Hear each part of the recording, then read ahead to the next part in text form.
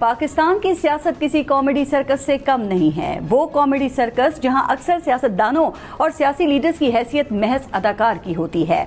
इस comedy circus में सब कुछ रिंग मास्टर के हाथ में है। इस कॉमेडी सर्कस का स्क्रिप्ट भी रिंग मास्टर के हाथ में है, डायरेक्टर भी वही रिंग मास्टर है, प्रोड्यूसर भी वही रिंग मास्टर है। अब मजे की बात यह है कि अगर सर्कस का शो कामयाब हो जाए तो तालियां और दाद रिंग मास्टर समेटता है, लेकिन अगर कोई शो फ्लॉप हो जाए तो वो इसकी सारी की सारी जिम्मेदारी अदाकारों की खराब परफॉर्मेंस पे डालकर एक साइड पर हो जाता है।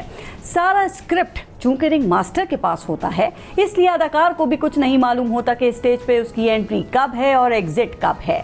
जो सियासतदान इस कॉमेडी सर्कस का हिस्सा बनने के लिए राजी होता है, उसको तो फिर रिंग मास्टर की मर्जी के स्क्रिप्ट पर ही चलना पड़ता है।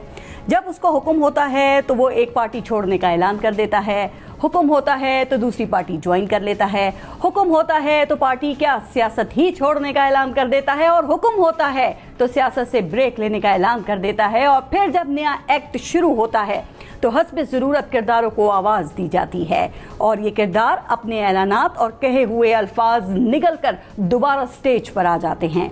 ब्रेक लेने का ऐलान खुद ब्रेक कर देते हैं। सर्कस के इस खेल में ना अल्फाज किसी किरदार के अपने होते हैं और ना ही काम।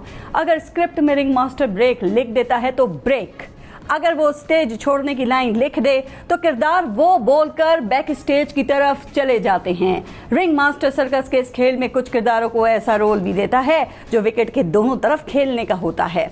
तो ऐसे किरदार इमरजेंसी के लिए रख लिए जाते हैं कि अगर अवाम सर्कस के शो से तंग आने लगे, शो फ्लॉप होने लगे, बुकिंग में कमी आने लगे और शो देखने वाले अंडे और टमाटर उठाने का सोचने लगे, तो रिंग मास्टर ऐसे किरदारों को हीरो बनाकर स्टेज पे उतार देता है।